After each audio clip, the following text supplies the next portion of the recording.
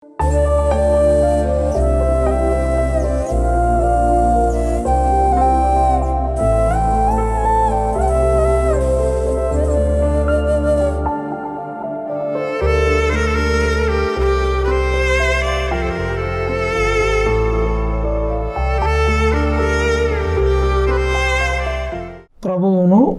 మన రక్షకుడును అయిన యేసుక్రీస్తు ప్రభుల వారి శ్రేష్ఠ నామాన్న మీ అందరికీ శుభములు వందనాలు తెలియపరుస్తున్నాను. ప్రియమైన దేవుని బిడ్డలారా, మీ అందరూ బాగున్నారా? మీ అందరి కోసం తప్పకుండా మేము ప్రార్థన చేస్తూ ఉన్నాం. ఈ కార్యక్రమం మీకు ఆశీర్వాదకరంగా ఉంటే తప్పకుండా మీరు కూడా ఫోన్ కాల్ చేయండి, తప్పకుండా మీ కొరకు ప్రార్థన చేద్దాం. ప్రియమైన దేవుని బిడ్డలారా, ఈరోజు మన వాక్య ధ్యానము ప్రసంగి గ్రంథం 10వ అధ్యాయము 4వ వచనాన్ని కొద్ది నిమిషాలు మనం ధ్యానం చేద్దాం. బైబిల్ గ్రంథం ఉన్నవారు తప్పక తీసి చూడండి, నేను చదువుతూ ఉన్నాను. ప్రసంగి గ్రంథం 10వ అధ్యాయము 4వ వచనం. ఏలువాడు నీ మీద కోపపడిన ఎడల నీ ఉద్యోగము నుండి నీవు తొలగిపోకుము. ఓర్పు గొప్ప ద్రోహ కార్యములు జరగకుండా చేయును. ప్రియమైన దేవుని బిడ్డలారా, ప్రభు నామంలో మీ అందరికీ ఈ వాక్యం ద్వారా దేవుడు మీతో మాట్లాడదలిచాడు. ఇక్కడ రాయబడి ఉన్న మాట ఏమిటి అంటే, కొన్నిసార్లు మన పై ఉన్న అధికారులు మన మీద కోప్పడుతూ ఉంటారు. లోగడ ప్రసంగంలో మీకు కొంత వివరణ ఇచ్చాను. మనం సరిగా పని చేయకపోతే మన పైన ఉన్న అధికారి మన మీద మనను మందలిస్తూ ఉంటారని, కోప్పడుతూ ఉంటారని, హెచ్చరిస్తూ ఉంటారని, గద్దిస్తూ ఉంటారని మనం విన్నాం. అయితే కొన్నిసార్లు మనము ఏ లోపము లేకపోయినా, మనం ఏ తప్పు చేయకపోయినా మన మీద కొన్నిసార్లు అధికారులు కోపపడుతూ ఉంటారు అని కొంతమంది చాలా వారి హృదయాల్లో ఆవేదనతో వారి హృదయాలు నిండిపోతూ ఉంటాయి. నేను పని చేయడం, నేను చేస్తున్న పని నీకెందుకు నచ్చట్లేదు, నన్ను ఎందుకు తిడుతున్నాడు అన్న ఆవేదన చాలామంది హృదయాల్లో ఉంటుంది. కుటుంబాల్లో కూడా నేనెంతో కష్టపడి వీళ్ళకి తెచ్చింది వండి పెడుతున్నాను, కష్టపడుతున్నాను, వీళ్ళకి అన్నీ సమకూర్చి పెడుతున్నాను, అయినా నన్ను తక్కువగా వీళ్ళు లెక్కగడుతున్నారు. నా భర్త నన్ను తిడుతూ ఉన్నాడు, నా లోపం ఏమి లేకపోయినా, నేను సక్రంగా బ్రతుకుతున్నా, నా మీద ఏదో ఒక నింద వేస్తున్నారు, ఇవన్నీ నా మీదకి ఎందుకు వస్తున్నాయి అన్న ఆవేదన నీలో ఉండొచ్చు. దేవుని బిడ్డలారా, నా భర్త నన్ను అర్థం ఎందుకు చేసుకుంటలేదు, నేను సక్రంగా బ్రతుకుతున్నానని తిడుతున్నాడు, నన్ను అనుమానిస్తున్నాడు, నా పైన ద్వేషాన్ని చూపుతున్నాడు. ఇటు పరిస్థితులు వచ్చినప్పుడు నేను ఎలాగూ ముందుకు అడుగు వేయాలి, ముందుకు నా జీవితాన్ని కొనసాగించాలి. చాలామందిలో ఈ ప్రశ్నలు ఉన్నాయి. అలాగే కొంతమంది పిల్లల్లో కూడా నేను ఏ తప్పు చేయకుండా నా తల్లిదండ్రులు ఎందుకు తిడుతున్నారు నన్ను, నేను ఏ తప్పు చేయకపోయినా నన్నే ఎందుకు తిడతారు వీళ్ళు, క్లాసులో, స్కూల్లో, కాలేజీలో నా ఫ్రెండ్స్ నన్నే ఎందుకు హేళన చేస్తున్నారు, ఎక్కిరిస్తున్నారు, నన్నే ఎందుకు ఆట పట్టిస్తున్నారు. ఇవన్నీ చాలామంది హృదయాల్లో నిండిపోయిన ఉన్న బాధ, ఆవేదన. ఇవన్నీ ఉద్యోగంలో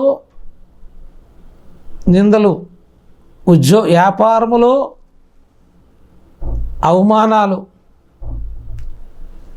కుటుంబాల్లో సమస్యలు, తట్టుకోలేని హృదయం, తట్టుకోలేని పరిస్థితులు నీకు ఎదురవుతూ ఉన్నాయి కదూ. అయితే ఈరోజు ఈ వాక్యము నీ కొరకే దేవుడు నీ ముందుకు తీసుకువచ్చాడు. దేవుని బిడ్డలారా, ఇక్కడ ఈ మాటలో మనం ప్రసంగి గ్రంథం 10వ అధ్యాయం 4వ వచనంలో మనం చూసినప్పుడు అక్కడ రాయబడింది కదా, ఏలువాడు నీ మీద కోప్పడిన యెడల నీవు ఉద్యోగము నుండి నీవు తొలగిపోకుము, ఓర్పు గొప్ప ద్రోహ కార్యములు జరగకుండా చేయును. అంతేకాదు 6వ వచనంలో కూడా అంటాడు చూడండి, 7వ వచనంలో, పనివారు గుర్రముల మీద కూర్చుని ఉంటయు, అధిపతులు సేవకుల వలె నేలను నడుచుటయు నాకు అగబడెను. చూడండి దేవుని బిడ్డలారా, ఈ మాటలు భక్తుడు రాస్తూ ఉన్నాడు. అంటే అన్నీ మనకు వ్యతిరేకంగా జరుగుతూ ఉన్నాయి. మోసం చేసేవాడేమో పైన ఉన్నాడు, కష్టపడేవాడేమో కింద ఉన్నాడు. ఇలాంటి పరిస్థితులు లోకంలో కూడా చూస్తూ ఉన్నా. అన్యాయం చేసినోడే బాగున్నాడండి, మోసం చేసినోడే బాగున్నాడు, నీతి కలిగి బ్రతుకుతూ నేను ఎన్నో బాధలు ఎదుర్కొంటున్నాను, ఏం చేయమంటారు నన్ను అన్న ప్రశ్నలు చాలామందిలో ఉన్నాయి. ప్రియమైన దేవుని బిడ్డలారా, అందుకని దేవుడు ఈ మాట రాస్తూ అంటున్నాడు కదా, ఎంత చక్కగా ఈ మాటలో రాశాడు. ఓర్పు గొప్ప ద్రోహ కార్యములు జరగకుండా చేయును. అయితే దేవుడు అంటున్నాడు, కొంత ఓపిక పట్టు అంటున్నాడు. మీరు అనవచ్చు, ఏమంటే ఓపిక పడితే మా పరిస్థితులు మారిపోతాయా, మాకున్న అవమానాలు పోతాయా, నిందలు పోతాయా? దేవుని బిడ్డలారా, ఎందుకు దేవుడు ఓపిక పట్టమంటున్నాడు? కొంత తట్టుకుని నిలబడమంటున్నాడు. దేవుని బిడ్డలారా, కొంత మనము నష్టంలో, అవమానములో, నిందల్లో, హేళల్లో, బాధల్లో, కన్నీటిలో మనం కొంత ఓపిక తెచ్చుకుని నిలబడితే దేవుని పైన ఆనుకుంటే, దేవుడు సహాయం కొరకు ఎదురు చూస్తే, ఈ సమయంలో ఈ బాధలు యందు దేవుని సన్నిధిలో నీ బాధ మొర్రపెట్టినప్పుడు, ఆయన ఎదురు చూసినప్పుడు, ఆయన వైపు ఎదురు చూసినప్పుడు తప్పకుండా ఇక్కడ ఓ మంచి మాట రాయబడి ఉంది. దేవుని బిడ్డలారా, ఆ మాట మనం చూస్తే చూడండి, ఎంతో మనకి ఆ ఊరటను తీసుకొస్తుంది. 8వ వచనం, ప్రసంగి గ్రంథం 10వ అధ్యాయం 8వ వచనం, గొయ్య త్రవ్వువాడు దానిలో పడును. కంగారు పడకు, కొంత ఓపిక పడితే దేవునిపై ఆధారపడి నీ బాధను, నీ చింతను, నీ ఆవేదనను, వీటంతటినీ దేవుని దగ్గర నీవు విజ్ఞాపన చేస్తూ, మొరపెడుతూ, దేవునికి అప్పగిస్తూ నీవు కొంత ఓపిక పట్టినప్పుడు రాయబడి ఉంది కదా, గొయ్య త్రవ్వినవాడు దానిలో పడును. ఎవడైతే అన్యాయంగా ఉన్నాడో వాడు తీసుకున్న గోతులో వాడే పడతాడు. చూడండి, అక్కడ రాయబడి ఉంది కదా, ఎంత చక్కగా దేవుడు రాయించాడు. చూడండి, కంచె కట్టువానికి పాము కరచును, రాళ్ళు దొర్లించువాడు వాటి చేతే గాయమునందును, చెట్టు నరుకువాడు దాని వల్లనే అపాయము తెచ్చుకును. అంటే దేవుని బిడ్డలారా, ఏదైతే వాళ్ళు చేస్తున్నారో ఖచ్చితంగా అది వారిని పట్టుకుంటుంది. ఒకరోజు న్యాయాధిపతి అయిన దేవుడు దానికి తగిన తీర్పు తీర్చబోతున్నాడు అని సత్యాన్ని నీ హృదయంలోంచి ఎప్పుడు తొలగనివ్వకు. నిజమే, మన పైనున్న అధికారి మనం చేయని తప్పుకు మనల్ని తిట్టవచ్చు, చేయని తప్పుకు మనల్ని నిందించవచ్చు, అవమానపరచవచ్చు. కానీ ఓపిక కలిగి ఉన్నప్పుడు మన విలువను ఆ యజమానుడు తెలుసుకునే విధంగా దేవుడు చేయగలిగిన సమర్థుడు. హల్లెలూయా.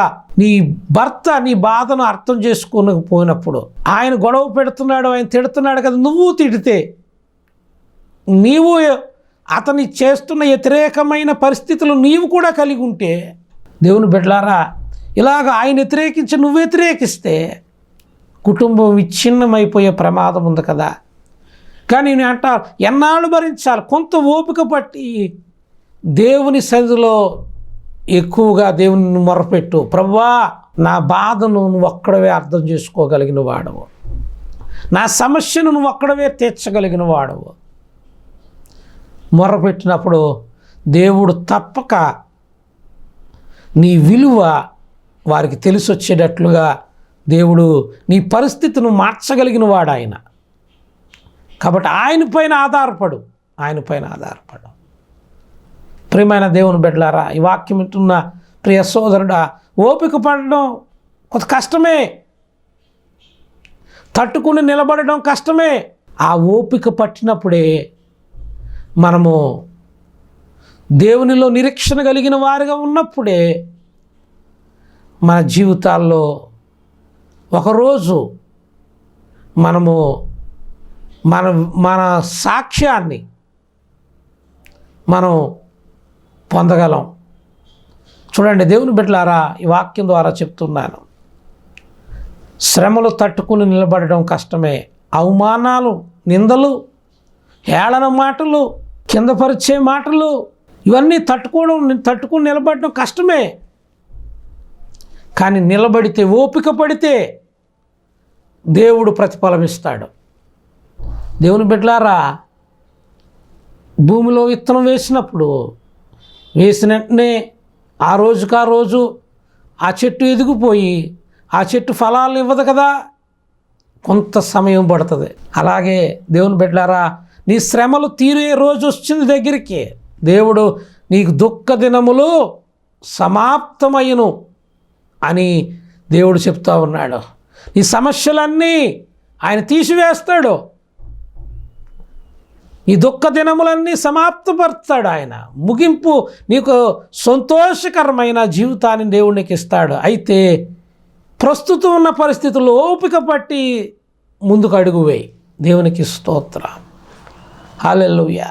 అందుకని యాకోబు రాసిన పత్రికలో ఎంత చక్కగా దేవుడు రాయించాడో ఒకసారి తీసి చూద్దాం.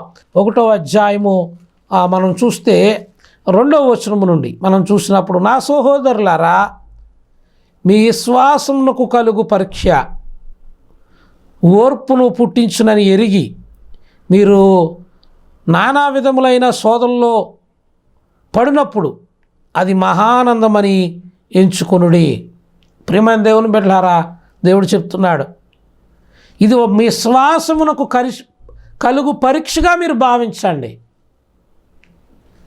ఇది నా విశ్వాసం, నేను ఇంకానూ ఓపిక కలిగి ఉన్నప్పుడు. చూడండి, విశ్వాసమునకు కలుగు పరీక్ష ఓర్పు పుట్టించునని ఎరిగి, ఓర్పు కలిగి ఉండండి, ఓపిక పట్టండి దేవుని సన్నిధిలో.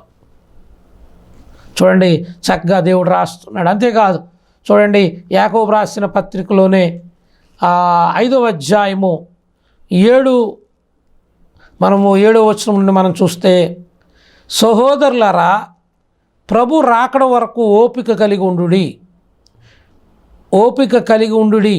చూడుడి, వ్యవసాయకుడు తొలకరి వర్షమును కడవరి వర్షమును సమకూరు వరకు విలువైన భూఫలము నిమిత్తం ఓపికతో కాచుకొనుచు దాని కొరకు కనిపెట్టును కదా. ప్రభు రాకడ సమీపించుతున్నది గనుక మీరును ఓపిక కలిగి ఉండుడి, మీ హృదయములను స్థిరపరచుకొనుడి. సహోదరులారా, మీరు తీర్పు పొందకుండా నిమిత్తము ఒకరి మీద ఒకడు సనగొకుడి.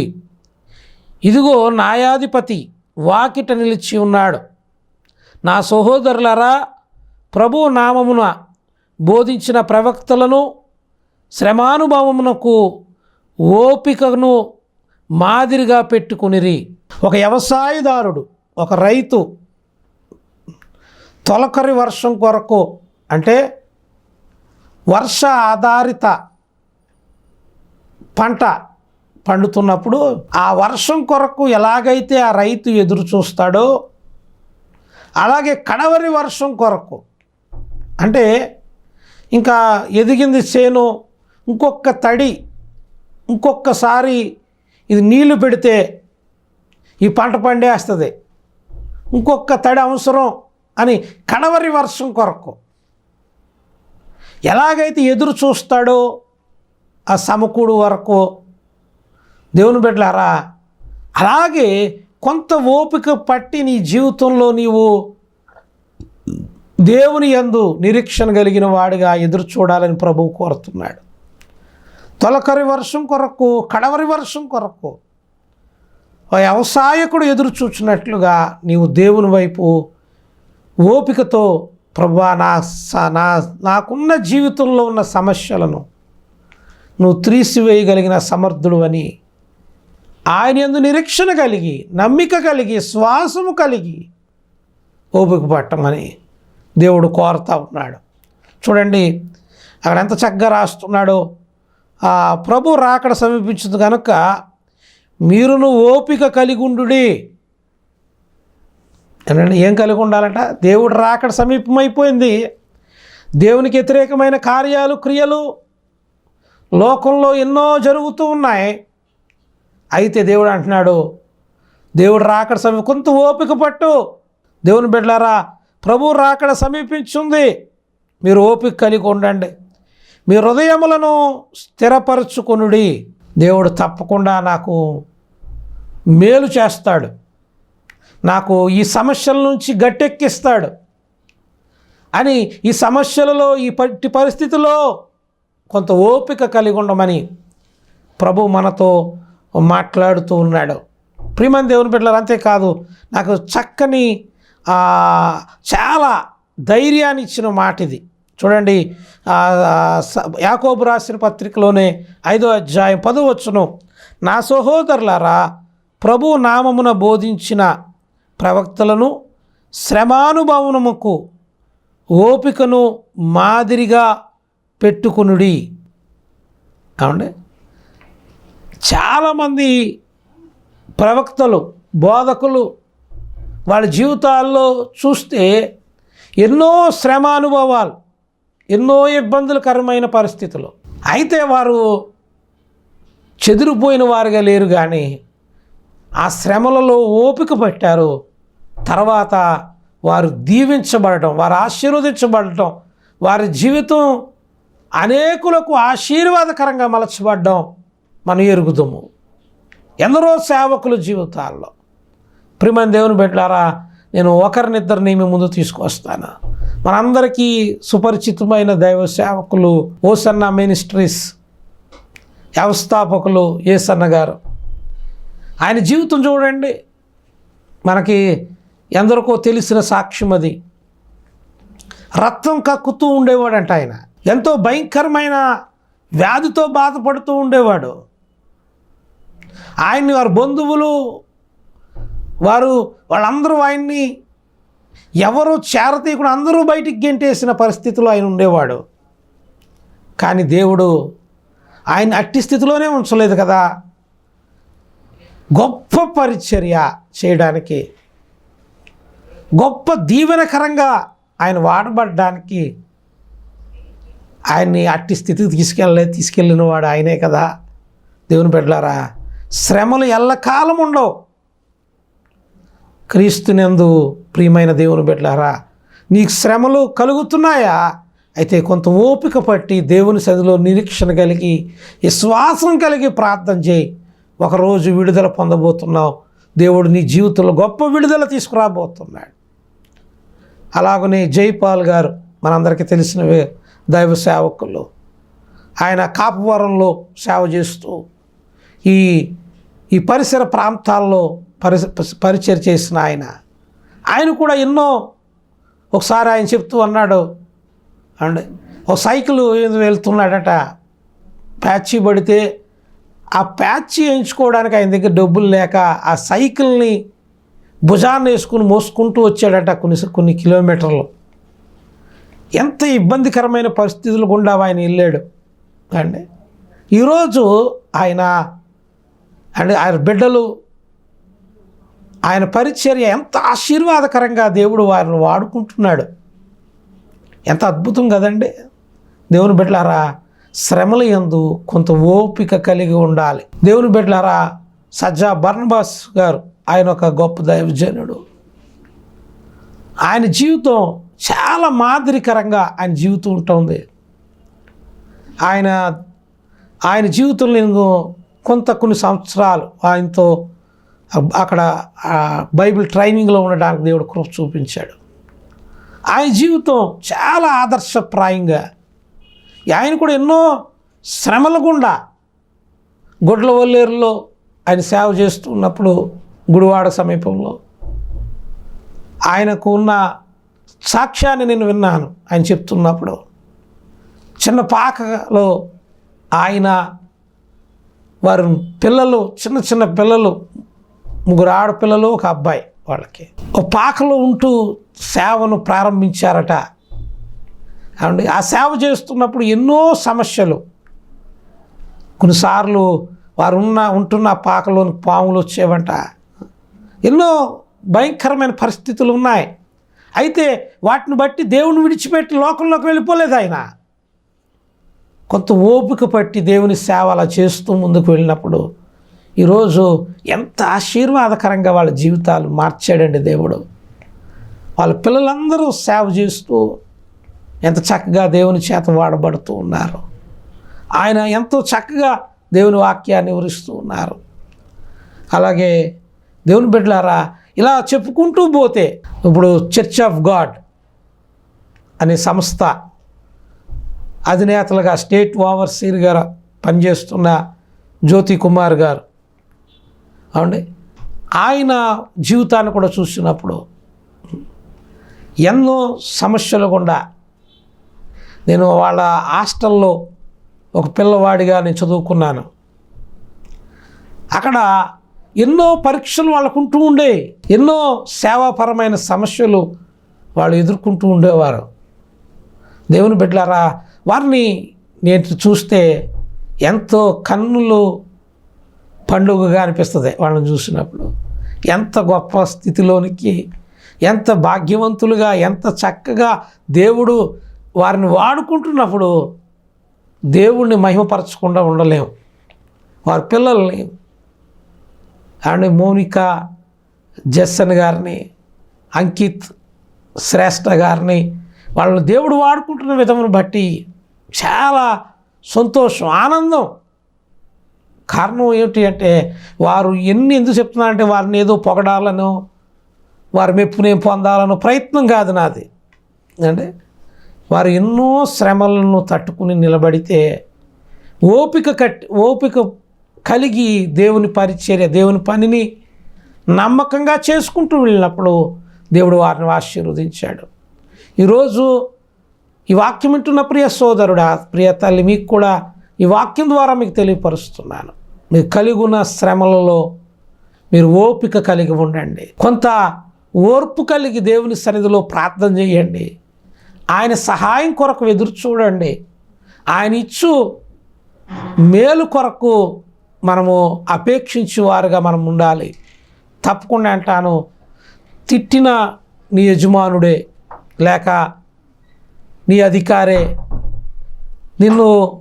నీ పనిని గుర్తించలేని నీ యజమానుడే ఒకరోజు నీ విలువను తెలుసుకునే విధంగా దేవుడు నిన్ను గొప్ప సాక్షిగా అక్కడ నిలబెట్టబోతున్నాడు. ఆ గొప్ప బిడ్డగా అక్కడ నిలబెట్టబోతున్నాడు. దేవుని బిడ్డలారా, నేను ఈ వాక్యం ద్వారా మీకు తెలియపరుస్తున్నాను. మనం ఓపిక కలిగిన వారుగా మనం ఉండాలండి. ఓపిక కలిగి దేవుని బిడ్డలారా, బైబిల్లో రాయబడి ఉంది కదా, ఒక గర్భిణీ స్త్రీ ప్రసవ వేదన పడుతుందంట. అండ్ మరొక జన్మ ఎత్తినట్లుగా లేక అండ్ ఎంతో శ్రమ అనుభవిస్తుందంట. ప్రసవ వేదనలో ఎన్ని ఓపికతో భరిస్తుందంట, తట్టుకుంటుందంట. ఎన్ని తట్టుకుంటేనే కదా చక్కని బిడ్డకు జన్మనివ్వగలిగింది. ప్రియమైన దేవుని బిడ్డలారా, నువ్వు అనేకులకు ఆశీర్వాదకరంగా ఉండాలంటే, నీ జీవితం అనేకులకు మేలుకరంగా నీ జీవితం మలచబడాలంటే, నీకు కలిగిన శ్రమల యందు నువ్వు ఓపికతో నిలబడు. నీ ఇబ్బందులలో ఓపికతో దేవుని చేయు కార్యాలను చూడు. దేవుని యందు నిరీక్షణ కలిగిన వాడుగా, ప్రార్థన పరుడుగా ప్రార్థన చేస్తూ ఆయన పాదాల దగ్గర ఎదురు చూడు. దేవుని బిడ్డలారా, నీ ఆశ ఆయన వమ్ము చేసేవాడు కాదు. తప్పకుండా ఎవరు నిన్ను గుర్తించకపోయినా, ఈ లోకంలో స్వార్థపరులైన వారు ఉండొచ్చు, మన కష్టాన్ని వాళ్ళు గుర్తించలేని వారుగా ఉండొచ్చు. కానీ పరమదేవుడైన సర్వశక్తిమంతుడైన దేవుడు నిన్ను గమనిస్తూ ఉన్నాడు. నీ గురించి ఆయన నిన్ను పరీక్షిస్తూ ఉన్నాడు. నిన్ను తేటగా ఆయన చూస్తూ ఉన్నాడు. తప్పకుండానే అంటాను, ఆయన నీ నమ్మకత్వాన్ని, నీ శ్రమల యందు నువ్వు కలిగి ఉన్న ఓపికను బట్టి, నువ్వు నిలబడిన స్థితిని బట్టి దేవుడు నువ్వు ఎంతైతే ఓర్చుకుని నిలబడ్డావో అంతకు కొన్నింతలు నిన్ను ఆశీర్వదించబోతున్నాడు. కొన్నింతలు దీవెన నీకు నీ బిడ్డలకు ఇవ్వబోతూ ఉన్నాడు. దేవుని బిడ్డలారా, శ్రమలు ఎల్లకాలము ఉండవని మనము నిరీక్షించాలి. మనము అట్టి మనస్సు కలిగి మనం ముందుకు అడుగు వేయాలి. ఇంటున్న ప్రియ సోదరుడా, సోదరి, ఈ మాటల ద్వారా చెప్తున్నాను. నిజమే, కొన్నిసార్లు కొంతమంది అంటారు, నేను పడ్డది ఎవరూ పడలేరండి, నేను పడుతున్న ఇబ్బందులు ఎవరూ పడలేరండి, అంత ఇబ్బందులు పడుతున్నాను, ఎన్ని శ్రమలు పడుతున్నానో నాకు మాత్రమే తెలుసండి, ఎన్ని వ్యాధుల్లో నలిగిపోతున్నానో నాకు ఒక్కడికే తెలుసండి. నిజమేనమ్మా, నిజమే. నీవు పడినంతగా ఎవరో పడలేని అన్ని శ్రమలు నువ్వు పడి ఉండొచ్చు. దేవుని బిడ్డలారా, ఎవరో భరించలేని వ్యాధులను, బాధలను భరిస్తూ ఉండొచ్చు. న్యాయాధిపతి అయిన దేవుడు నిన్ను గమనిస్తున్నాడు. నువ్వు పడిన ప్రతి కష్టానికి దేవుడు దానికి తగిన ఫలము, నువ్వు ఎంత ఓర్పు కలిగి, ఎంత సహనం కలిగి, ఎంతగా దేవునిపైన ఆధారపడి నువ్వు బ్రతుకుతున్నావో దానికి రెట్టింపు దీవెన దేవుడు నీకు ఇవ్వబోతున్నాడు. ఆయన ఈ వాక్కు ద్వారా నీకు సూటిగా తెలియపరుస్తున్నాడు. ప్రియమైన దేవుని బిడ్డలారా, దేవుని వాక్యం ముగిస్తున్నాను. ధైర్యం కలిగి ఉండండి, ఓపిక కలిగి ఉండండి. మనము తప్పకుండా దేవుని చేయు ఆశ్చర్య కార్యములను మన జీవితంలో మనం చూస్తాం. అట్టి కృప దేవుడు నీకును, నీ కుటుంబానికి, నీ బిడ్డలకు అనుగ్రహించును గాక. ఆమేన్. ప్రార్థన చేసుకుందాం. కళ్ళు మూయండి. మహాపరిశుద్ధుడు అయిన తండ్రి, మహిమోన్నతుడా, సర్వాధికారి, నిజమే నాయన, ఎన్నో సమస్యలు నాయన చెప్పుకుంటే తీరవు ప్రభు, తరగవు నాయన, ఎన్నో ఆవేదనకరమైన శ్రమలు. నిజమే, కొంతమంది నమ్మిన వారు మోసం చేసిన కొన్ని పరిస్థితులు, కొంతమంది ప్రభా కుటుంబ వాళ్ళు అర్థం చేసుకోలేని పరిస్థితులు, కొందరు వ్యాధులతో, బాధలతో సతమతలవుతున్న పరిస్థితులు నాయన. అయితే నువ్వు అంటున్నావు, కొంత ఓపిక కలిగి ఉండమని, నీపై ఆధారపడమని, నువ్వు విడుదలిస్తానని నువ్వు మాతో మాట్లాడుతూ ఉన్నావు నాయన. నువ్వు నమ్మదగిన దేవుడవు. ఎవరు చెయ్యి విడిచినా నువ్వు విడిచిపెట్టని దేవుడు నాయన. ఈ వాక్యం ఎవరైతే ఉన్నారో, ఎవరైతే కృంగిపోతున్నారో, యేసు నామములో వారికి ధైర్యం ప్రసాదించు ప్రభువా. వారి శ్రమల నుండి విడుదల తీసుకురా నాయన. వారికి మేలు చేయి. అద్భుతమైన నీ కార్యం వారి ఎడల మీరు జరిగించమని యేసు నామమున ప్రార్థిస్తున్నాను తండ్రి. ఆమేన్. ప్రియమైన దేవుని బిడ్డలారా, ఈ పరిచర్య మీకు ఆశీర్వాదకరంగా ఉంటే తప్పకుండా మీ స్క్రీన్ మీద చూపిస్తున్న ఈ ఫోన్ నెంబర్కి తప్పక ఫోన్ చేయండి. మీ కొరకు నమ్మకంగా ప్రార్థన చేయడానికి మేము ఉన్నాం. మీ కొరకు ప్రార్థన చేస్తాం. దేవుడు మిమ్మల్ని ఆశీర్వదించును గాక. ఆమేన్. అందరికీ వందనాలు.